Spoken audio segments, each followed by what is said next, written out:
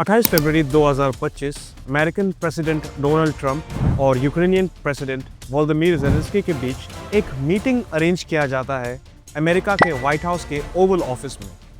इस मीटिंग में United states के वाइस प्रेसिडेंट जेडी वेंस भी शामिल थे और इस पूरी मीटिंग को वहां मौजूद यूएस के मीडिया रिपोर्टर्स लाइव टेलीकास्ट कर रहे थे। वैसे तो इस मीटिंग का पर्पस यूक्रेन यूएस के मिनरल्स डील को साइन करने की थी, मगर धीरे धीरे इस मीटिंग का फोकस मिनरल्स डील से रशिया यूक्रेन पर शिफ्ट होता चला गया। Gambling with World War III. जहां पहले ये दो नेशनल लीडर्स के बीच की एक कन्वर्सेशन लग रही थी, वही कन्वर्सेशन कुछ समय बाद किसी टीवी शो कंटेस्टेंट्स की आर्ग्यूमेंट लगने लगी थी। You threw this stupid president. If you didn't have our military equipment, this war would have been over in 2 weeks. लेकिन ये मीटिंग बहुत इंपॉर्टेंट इसलिए बन जाता है क्योंकि ये आज के वर्ल्ड पॉलिटिक्स को एक अलग ही रास्ते पर ले जा सकता है। आइए आज के वीडियो में इस पूरे कहानी के पीछे की सच्चाई को जानने की कोशिश करते हैं।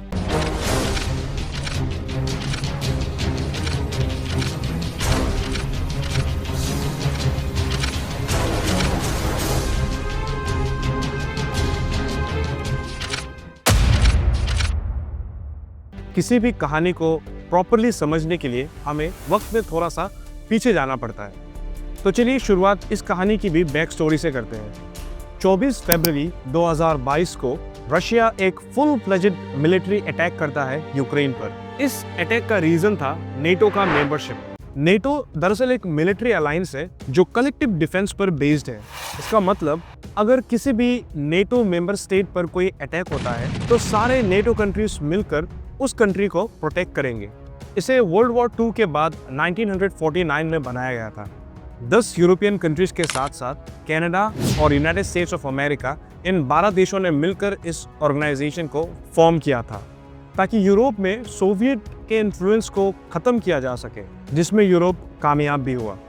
अब 1991 में सोवियत के टूट जाने के बाद रशिया और वेस्ट के बीच हमेशा एक कोल्ड वॉर वाली सिचुएशन चलते आ रही थी। रशिया उस समय इकोनॉमिकली काफी कमजोर था। वो अपने इंटरनल प्रॉब्लम्स और इकोनॉमिक क्राइसिस से जूझ रहा था। When the Soviet Union collapsed, the number of gangs exploded tenfold by the mid-1990s. The mafia eagerly filled the power vacuum the fall of communism created. The ranks of criminal gangs swelled, with ex-KGB agents and military veterans returning from Afghanistan. There was a surplus of skilled muscle with no other options. Or in other words, violence had never been cheaper. The luxuries of the West were slow to come, stores emptied, and millions were plunged into dire poverty. इस समय जितने भी छोटे European countries जो Soviet से टूटकर अलग हुए थे, उन्होंने 1999 से लेकर 2004 तक नेटो को ज्वाइन कर लिया था। मगर यूक्रेन ऐसा नहीं करता क्योंकि रशिया और यूक्रेन जियोग्राफिकली और कल्चरली एक दूसरे से काफी रिलेटेड थे। A common history, speak nearly the same language, follow the same church, yet often seem to find themselves at odds with each other. Both Russians and Ukrainians share the same ancestry dating back over a millennium. Specifically, Kiev, the current capital of Ukraine, is the historic home. पर जैसे जैसे वक्त आगे बढ़ता है, Russia economically strong होता चला गया और पुतिन की लीडरशिप में तो Russia one of the strongest nation बन चुका था। In the international community since the 11th of September has been remarkable. We have cooperation. Der sehr freundschaftlichen Zusammenarbeit zwischen Russland und Deutschland, die vermutlich nie so gut war, wie sie jetzt ist Vertrauen. I am confident that this new level of cooperation will now change the world and for the better. A warning that the Russian Air Force may soon be back. I brought with me today a big delegation of British business, all with an interest in expanding that. J'ai trouvé un homme très au fait de ses dossiers, très calme, très intelligent. I'm aware of the extraordinary work that you've done on behalf of the Russian people.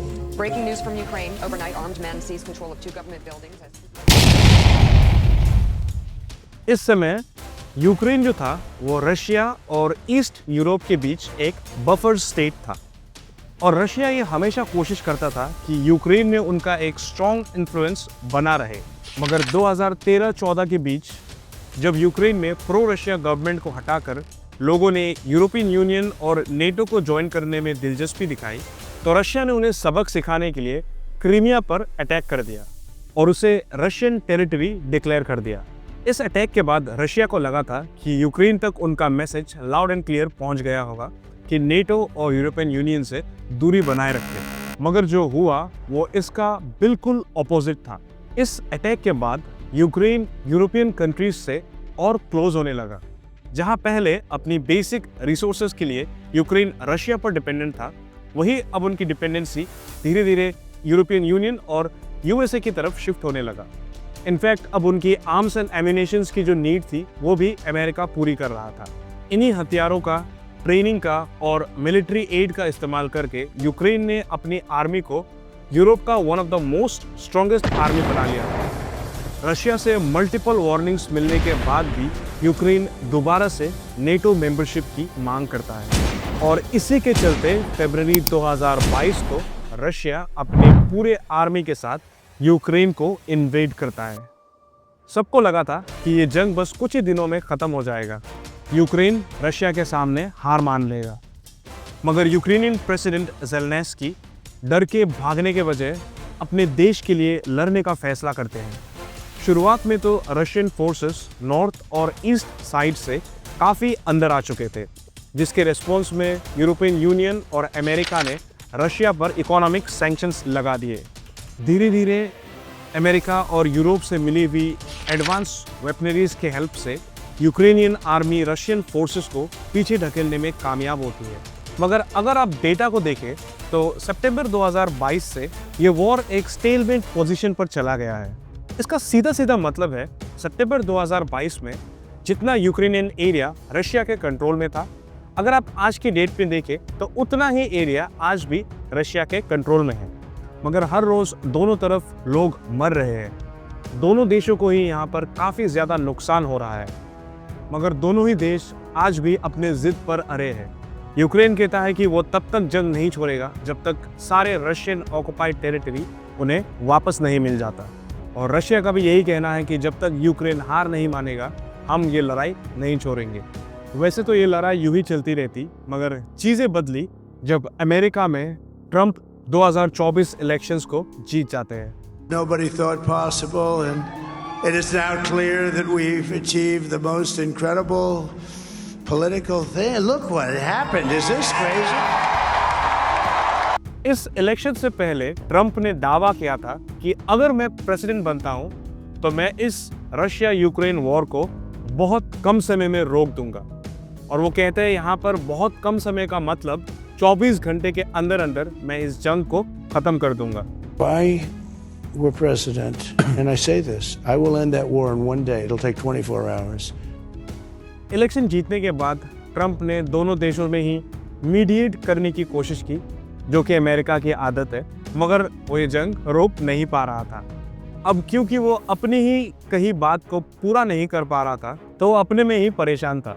इसी के चलते 22 जनवरी 2025 को Trump social media पर एक post करके कहते हैं कि it's time to make a deal, we can do it the easy way और द हार्ड वे।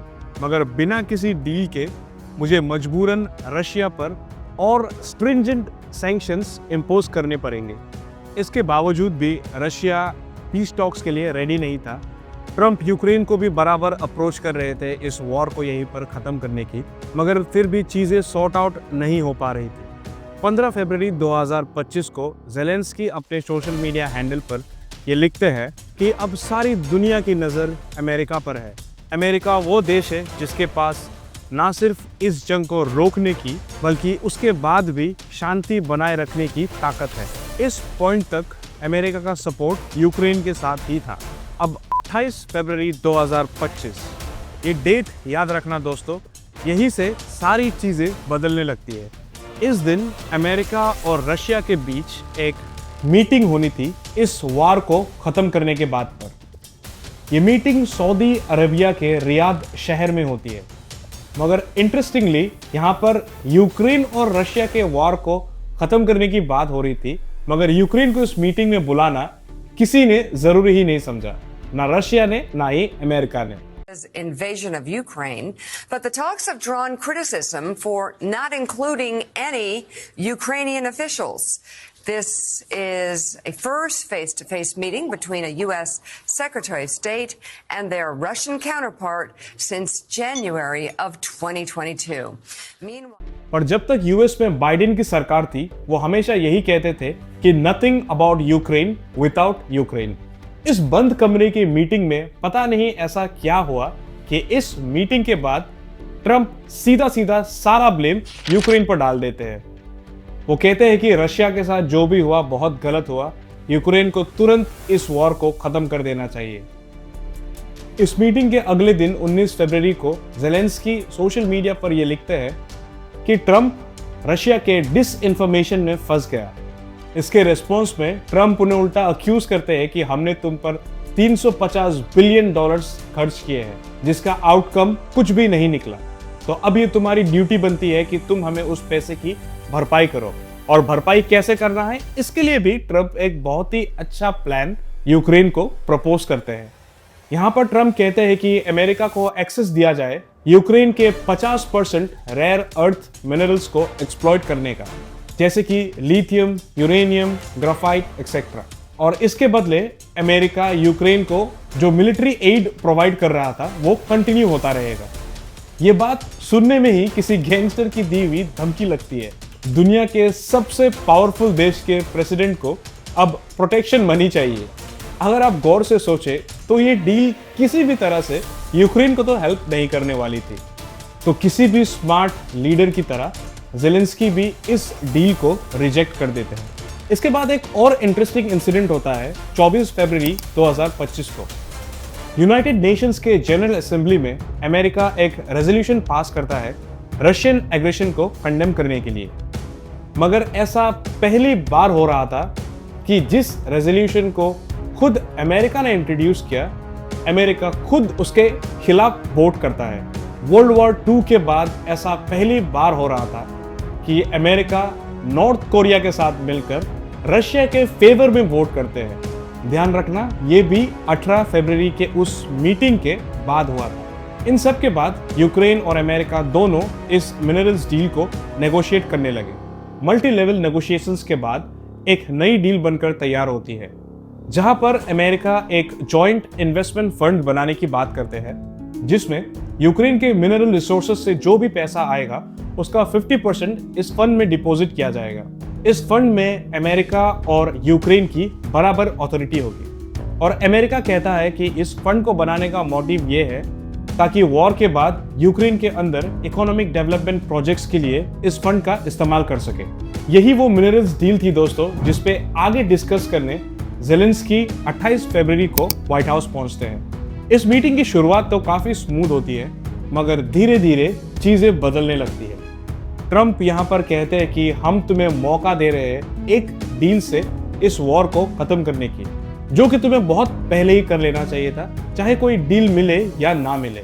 और रशिया भी पीस टॉक्स के लिए तैयार है। Look, if you could get a ceasefire right now, I tell you, you take it so the bullets stop flying and your men stop getting killed. Of course we want to stop the war.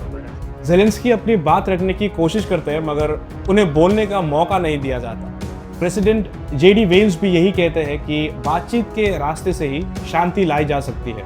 To peace and the path to prosperity is maybe engaging in diplomacy. इस बात पर Zelensky उन्हें शुरू से गिनाने लग जाते हैं कि कितने बार रशिया अपने बात से पलटा है, और 2014 से अब तक लगभग 25 बार सीज़फायर एग्रीमेंट को वायोलेट किया है।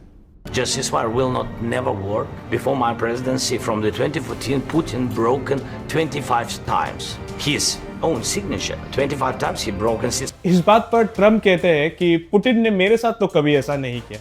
All I can say is this: he might have broken deals with Obama and Bush, and he might have broken them with Biden. He did maybe, but he didn't break them with me.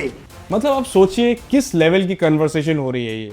Trump आगे कहते हैं कि तुम्हारे पास ज्यादा options नहीं है, तुम हमारे दिए हुए वेपन्स और पैसों के वजह से अब तक इस वॉर में टिके हो, हमारे बिना तुम 2 हफ्ते भी नहीं टिक पाते। $1 billion. We gave you military equipment, and your men are brave, but they had to use our military. If you didn't have our military equipment, if you didn't have our military equipment, this war would have been over in 2 weeks. In 3 days, I heard it from Putin. In 3 days, this is something maybe new. less. In 2 weeks, of course, yeah. दोस्तों, यहाँ पर मैं एक जरूरी बात आपको बताना चाहूंगा। ये बात सच है कि आज यूक्रेन अमेरिका के दिए हुए पैसों और हथियार की वजह से ही रशिया जैसे पावरफुल देश से लड़ पा रहा है। मगर एक समय था जब यूक्रेन दुनिया का 3rd लार्जेस्ट न्यूक्लियर पावर हुआ करता था, पर 1994 में यूक्रेन वॉलंटरीली खुद को डीन्यूक्लियराइज करने का डिसीजन लेते हैं और उसी साल के बुदापेस्ट मेमोरेंडम को साइन करते हुए यूनाइटेड किंगडम्स, रशिया और अमेरिका ये एक्सेप्ट करते हैं कि अगर यूक्रेन के खिलाफ कोई भी एग्रेशन हुआ तो उसकी सिक्योरिटी की गारंटी हम लेंगे। मगर आज इस मेमोरेंडम का कोई वैल्यू ही नहीं रहा क्योंकि अटैक करने वाला खुद रशिया है और अब अमेरिका भी मदद करने से पीछे हट रहा है।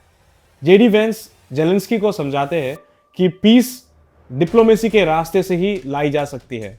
तो जेलेंस्की उन्हें क्वेश्चन करते हैं कि किस डिप्लोमेसी की बात कर रहे हो आप? What kind of diplomacy, JD, you are speaking about? What do you mean? इस पॉइंट पर जेडी वेंस को गुस्सा आ जाता है और वो कहते हैं कि आप अमेरिकन व्हाइट हाउस में बैठ के अमेरिकन मीडिया के सामने हमें डिसरिस्पेक्ट कर रहे हैं।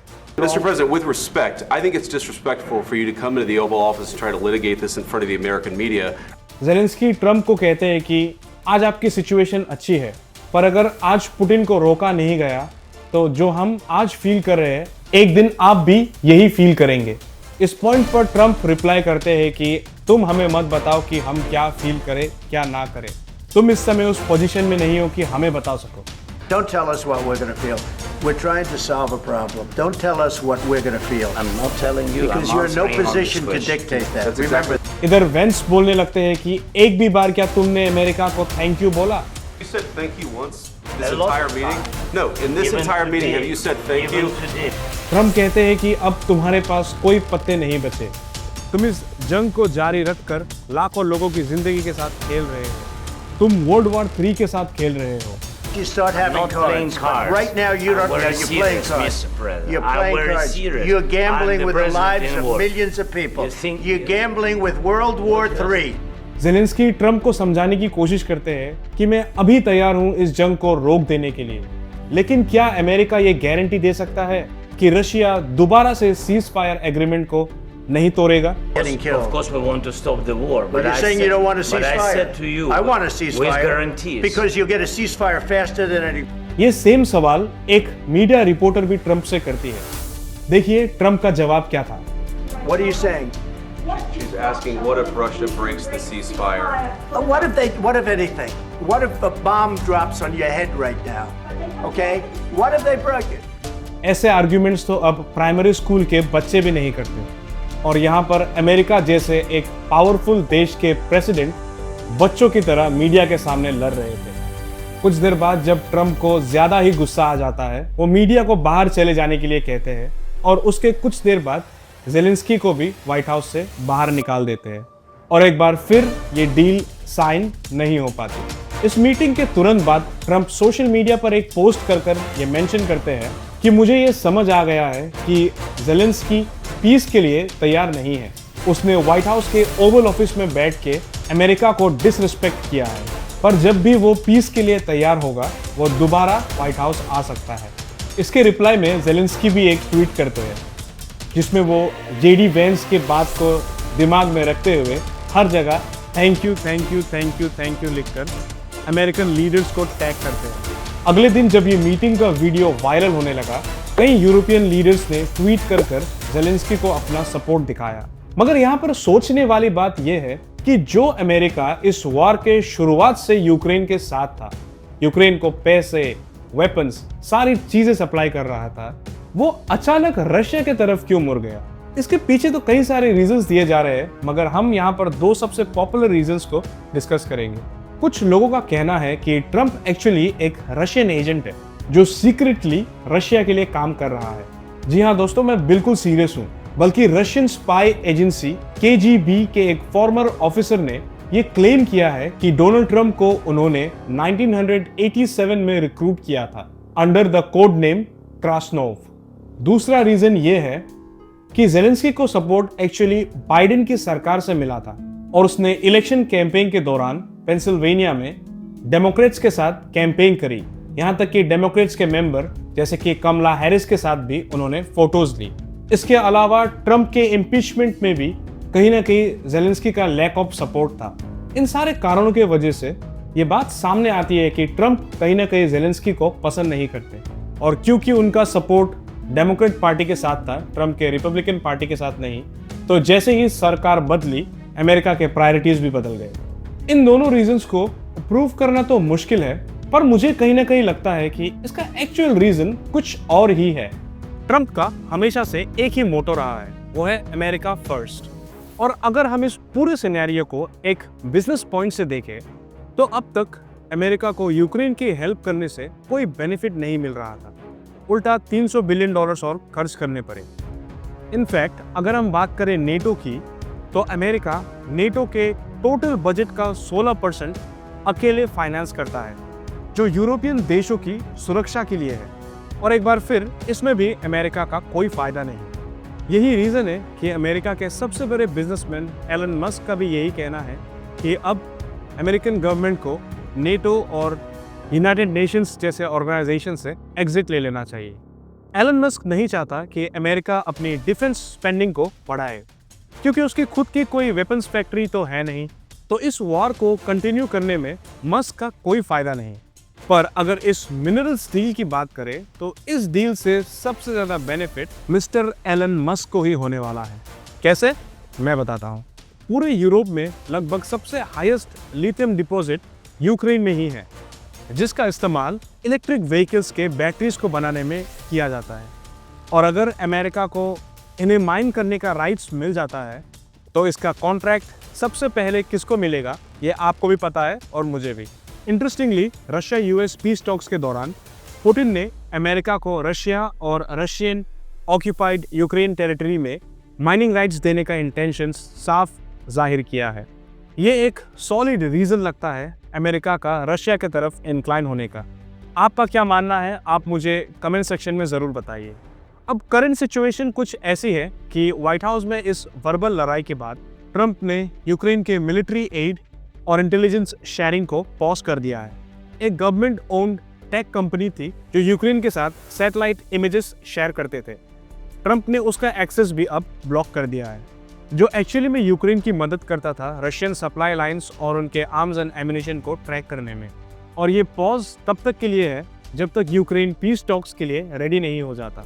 अब यूक्रेन को ये बात पता है कि वो जितना ज़्यादा डिले करेगा, रशिया के पास उतना ही अपर हैंड होगा और ज़्यादा यूक्रेनियन टेरिटरी पर कब्जा करने में।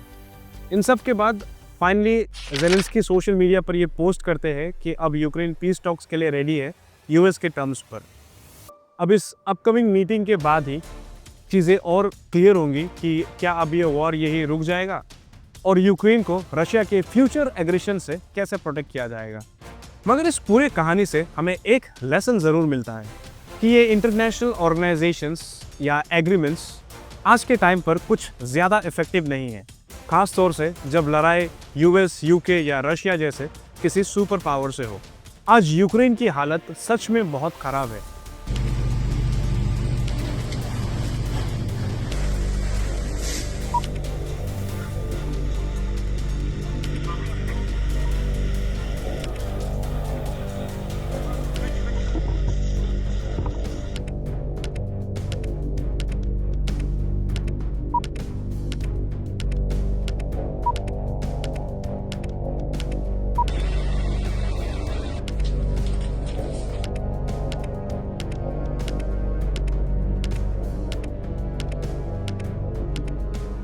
और अगर पीस ट्रीटी साइन हो भी जाती है तब भी यूक्रेन को अनएक्सेप्टेबल टर्म्स पे ये डील साइन करनी पड़ सकती है।